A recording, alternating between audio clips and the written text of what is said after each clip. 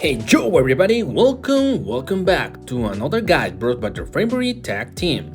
This time we will be looking at the new Balance update, which has been here for a while now. Also introduce the new ultimate abilities and more, so get comfortable and enjoy our guide for this huge change to Lyssa. A long time frustration of high-ranking players is that games were over too fast. This isn't so much of an issue at lower levels and made the game more dependent on who got the first turn as you ranked up.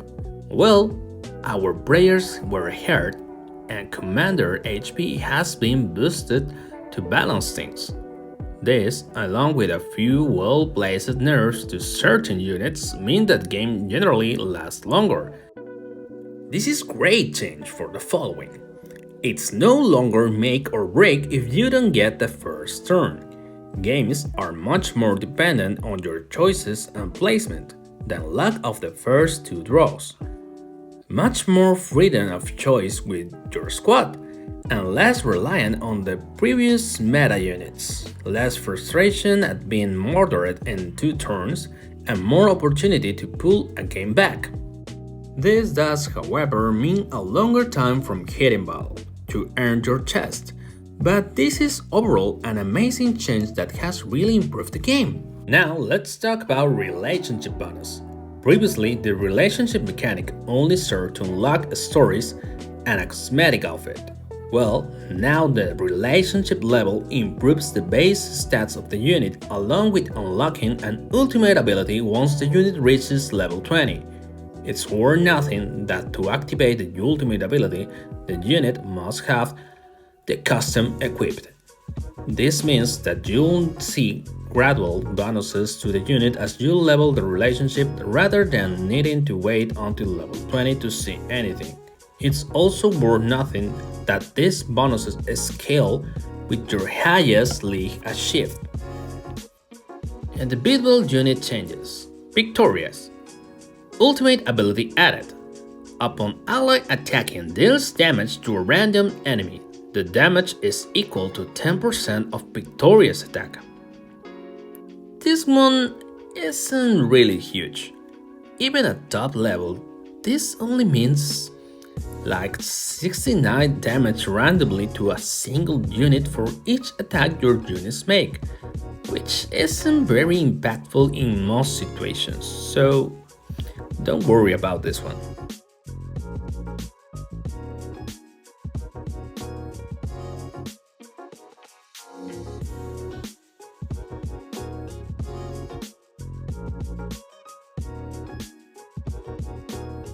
Orin got 2 buffs. One of them is her bouncer now infects 3 random enemies and not just the enemies in line. This is great chance since Orin herself suppresses the infected when attacking. Now, this will spread the infect much better. Her second buff is for her third ability that now grants 50% more attack. This ability boosts the amount of attack given to all allies for every infected enemy. This is a nice change, since there are now more ways to gain infect. Also, given that Florence took a bit of a nerf, Orin could see some more play, and in dedicated syndicate infected squads will be a great option.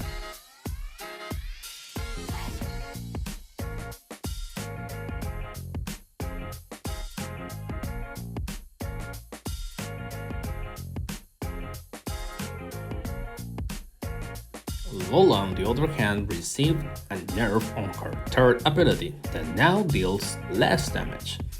This is the ability which deals damage to all enemies when a force shield breaks.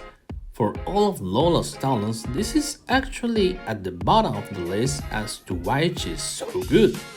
And a 10% reduction in this isn't a big of a deal. Ultimate ability.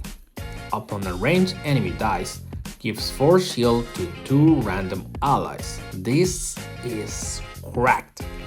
If you have any experience using Lola, you'll know that if she survives the turn you place her, then you have a huge chance of winning her game since her shield just refresh the whole row every turn. With this ultimate, she can get this shield on the turn she's placed, which is very easy since she sets range HP to 5. Lola is already a unit who can be a reactive counterplay, and a nightmare the longer she is in place, and this ability makes her even more so.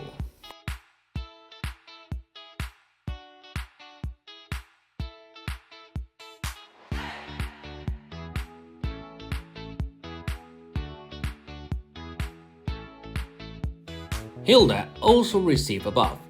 Her third ability now deals 10% more pierce damage, a small change which won't really be game-changing at any level, but it does add onto Hilda's already super high pierce, which is cool.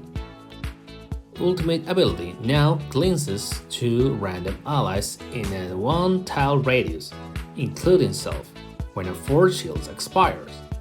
Not too impactful here. With the nerf to Florence, we have a cleanse added to Hilda and Yumiko, but a force shield has to break, and the unit has to be next to Hilda.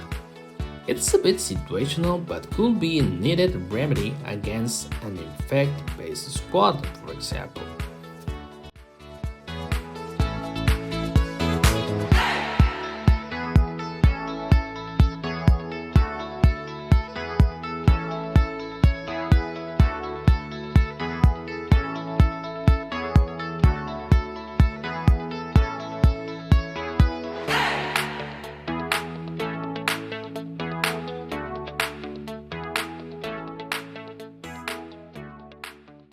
As for Kitty, she received a nerf on her base stats. Her attack and HP were reduced by 10%. Nothing too major here. Previously, Kitty had a high enough attack rating to be a one-hit kill for many other ranged units. This pulls her back to mostly being a utility unit who needs to be protected. She also receives a nerf on her second ability that now grants 10% less attack. Again, another small change. The attack widely given by the force shields breaking is still very strong, so this isn't anything to worry about. Ultimate ability. Upon ally force shield expiration grants blindness to a random enemy for 1 turn. So this is our first instance of blindness, and providing you can get the force shields rolling, will be easily enough to trigger. In most cases, blindness will function very similar to stun, as it makes the target miss their attack. A missed attack does not trigger attack effects.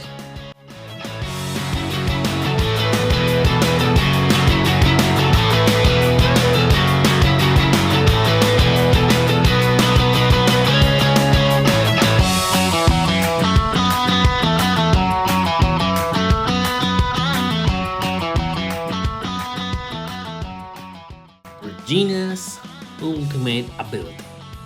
Upon attacking, Regina heals 10% of her current health. So this is actually huge. 10% may not seem a lot, but consider Regina has immunity, high base HP, and multi-attacks each turn. The heal is calculated on current HP before each attack, so each of her multi-attacks heals for a bigger amount each time. This makes Regina a nightmare to get rid of, and the only way she can be effectively countered is with an agility unit.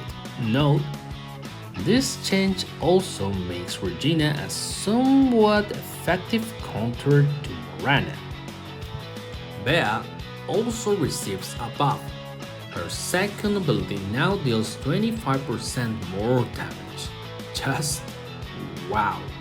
The already insane amount of damage that Bea inflicted when an enemy infected unit dies has been buffed. This, along with the new ways to inflict infect, is extremely strong. Along with the nerf to Lucretia, this buff makes Bea a contender for your agility unit in the squad. Ultimate ability. At the start of every second turn, kills a random infected enemy.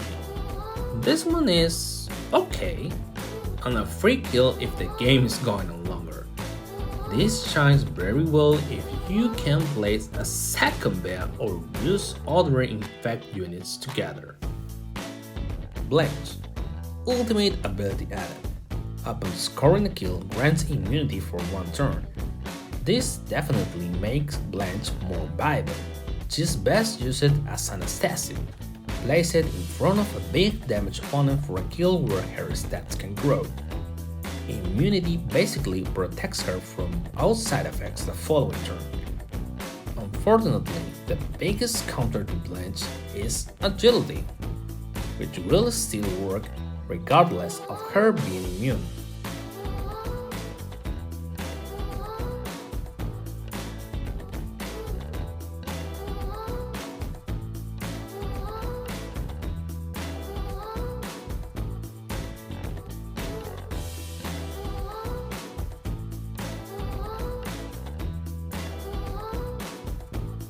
First ability of Lemuria now has 10% stronger poison damage, and her third ability now deals 25% more damage.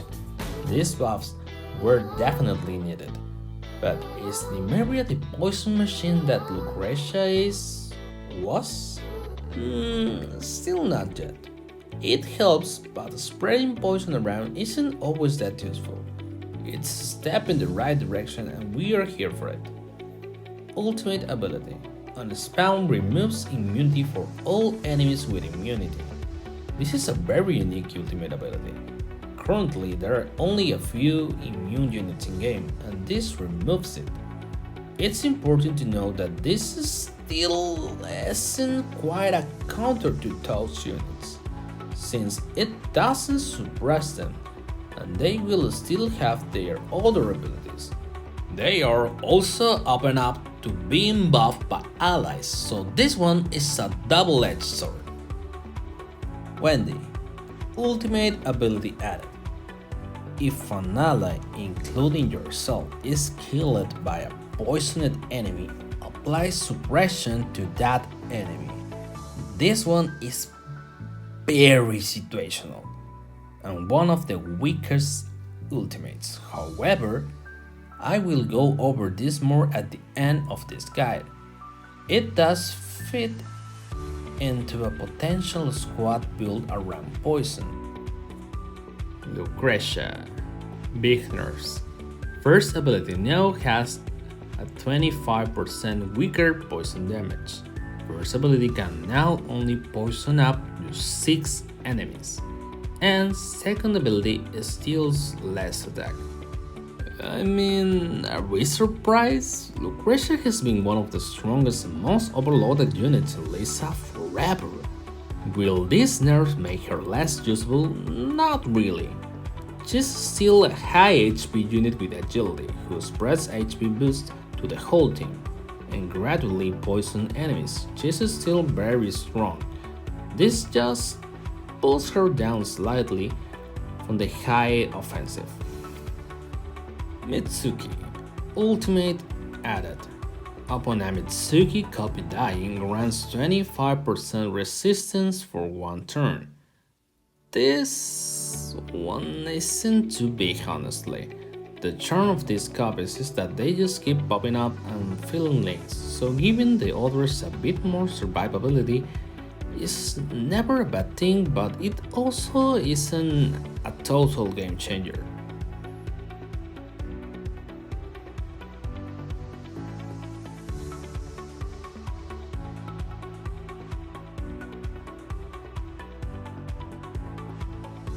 Nicole buffs are: first ability now deals 25% more damage.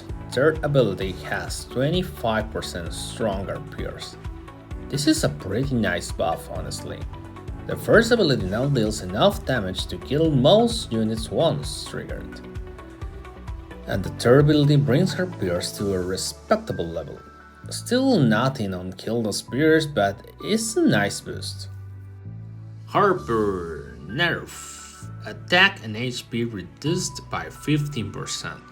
Fear not, Harper users, whilst a nerf is a nerf, we don't exactly use Harper for her base stats, right?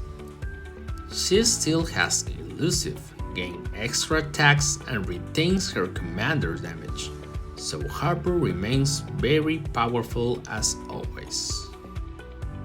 Kira, very needed buff. Partisans summoned by her first ability now grant a random ally a force shield if they are killed. The partisans are quite easy to kill, so this makes them somewhat useful if it happens, and it gives her more force shield synergy.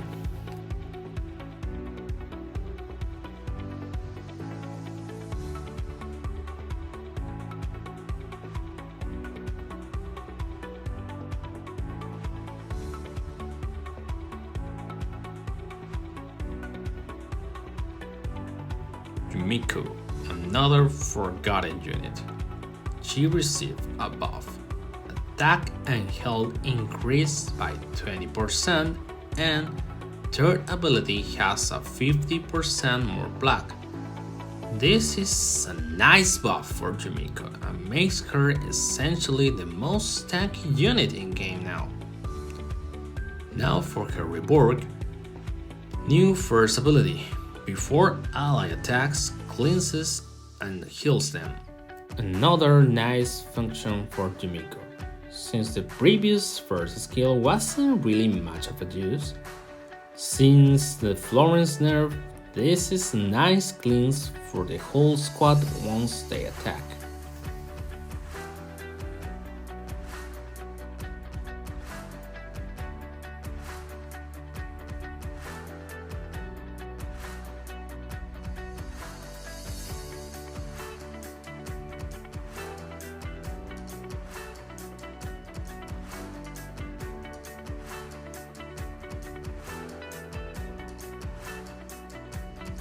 Faye, buff / rework, new third ability.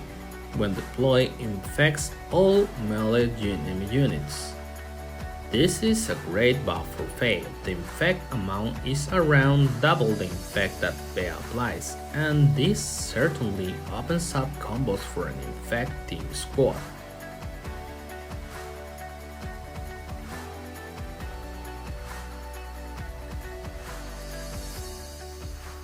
Bloom receives a rework.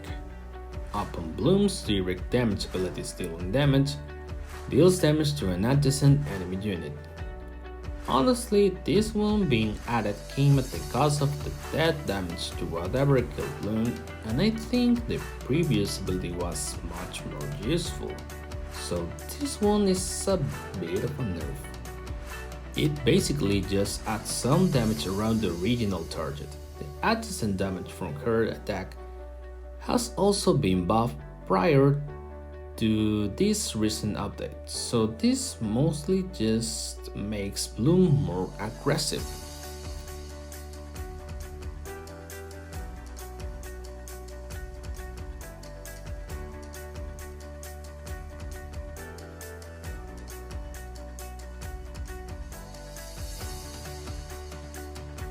Kaya also received a buff.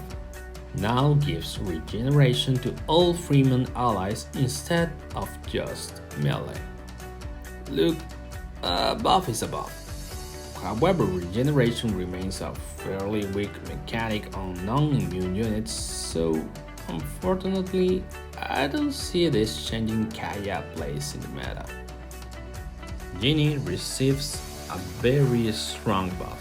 Second ability now deals splash damage to all enemies, which is changed from non-peacekeepers. The turret now has 10% more HP and deals 10% more damage. Very strong buff for Jenny. She was already great, and the splash damage now affects a whole extra faction.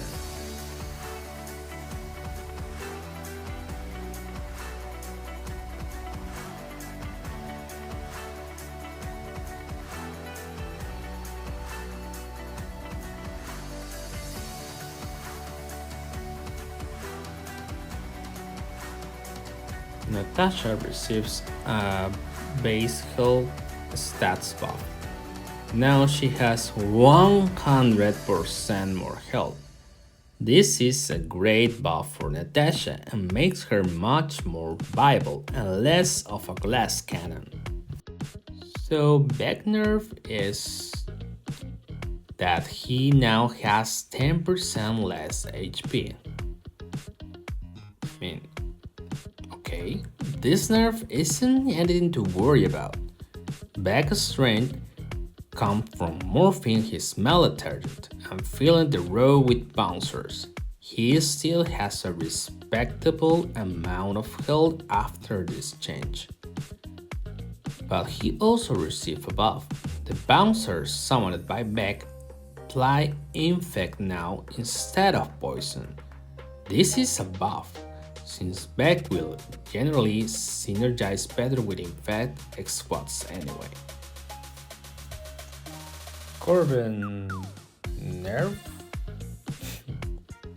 First ability now deals 13% less damage. So yeah, the next time you take 1500 damage in one hit from Corbin being behind a tank, you will only take 1305. I mean, this isn't really nearly enough of a nerf to change how Corbin works. He will still basically play the same. Trixie nerfs attack reduced by 25%, and second ability now grants 50% less attack. But she also receives some buffs. First ability now deals 20% more damage, and her third ability now deals 50% more damage. Okay, so to simplify these changes, Trixie has moved from a giant hitter to a splash damage unit. Her splash is increased now whilst pulling back the insane damage she gets from just ending games fast or one-shooting anything. This is a great change. And together with the commander HP increase makes for longer games that aren't instantly over if Trixie eats a bunch of models on the first turn. This is a good change, as Trixie was dominating games very early.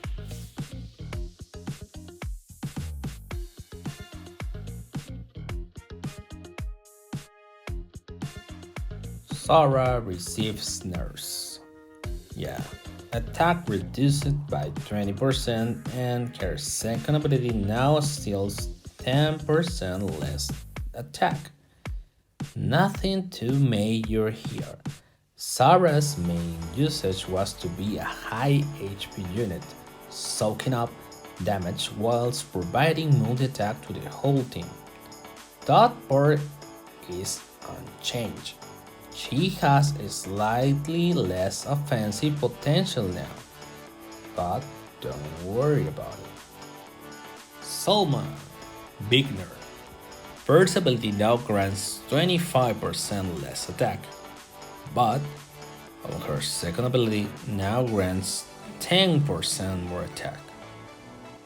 This change basically pulls back Salma's upfront damage, whilst slightly increasing the ongoing damage increase she gets from landing attacks on the enemy commander.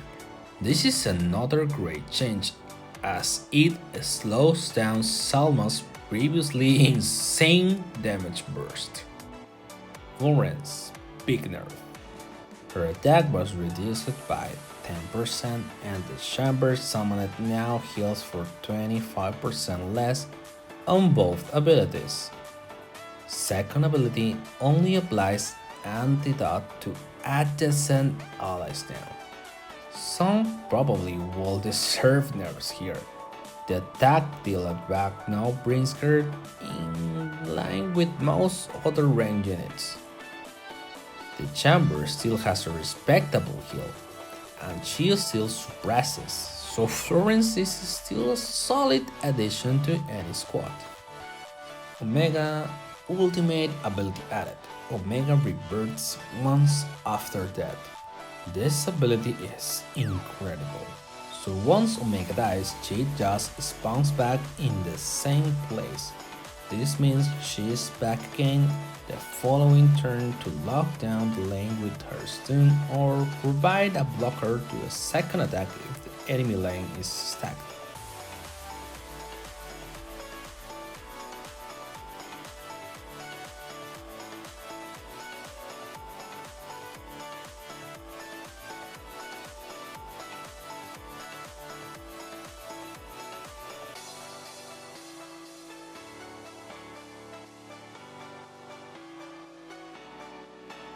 16. Ultimate ability added. Upon being deployed, 16 deals 16 of her attack 16 times to random ranged enemies. Nice joke. This is incredible and a contender for the best ability in Lyssa. Basically, the more enemy range units in play, the more this ability gets spread around. However, if there is one enemy range unit, it will straight up one-shot them. That's an instant turnaround for a number of units in play. Even if this damage is split between enemies, it can still pair very nicely with 16 other abilities to create big splash damage and clear out a full enemy squad.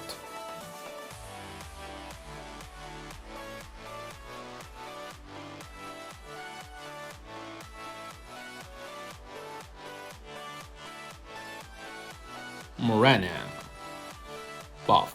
The attack and HP were boosted very slightly. Ultimate added. Upon spawning, stun enemies within 2,000 range for one turn. Well, the very best unit in the entire game just got a buff. More stat just makes her an absolute monster of a unit who is straight up more powerful than anything else in terms of numbers. And the ultimate now shuts down anything that isn't on the enemy backline for one turn. Just wow. So we already have seen that many of you love this change, and that is amazing. We certainly can't take credit for implements this, but higher commander HP and nerfs to certain units is something that a few of us have been pushing for ages now. So I'm going to at least hope our voices were heard at some stage. Overall, you'll notice that games last longer. This is great because all commanders are now viable. Previously, if you weren't using Roxy or Gia, you were playing the game on hard mode. Now, with longer games, we actually have the turns to use those other commander abilities. Just as the commanders, this also means that more units have become viable, yes. Sure, there are some nice buffs, ultimates, but basically anything is viable now. That you can actually have the turns to play them before losing. This has opened up so many combos. No longer will you be losing to a 1-2 combo from someone Trixie, especially at higher levels. If you are below League 2 or 3, you may not have encountered this yet, but essentially Trixie will just spawn and eat all of the models, slap you for 60% HP, and then someone will be next for the rest. Sadly, most high rank games depend so much on this exact combo, and it was very frustrating. Now you won't have that issue, and now it doesn't matter if you don't get the first turn. You'll still have a first shot at winning and a comeback. This now opens up some possibilities for team squads. Now that you can afford to run a few non-meta units in the squad to make a combo work, this opens up some fun ways and new ones to build your squad. So I'll talk about some. Force shields. Salt, Kitty, Lola, Hilda, Leda, Natasha, and Kira. These units all have effects based around the force shield mechanic. You'll want to get Kitty and Lola protected on the backline, and then just keep the other units in front of them.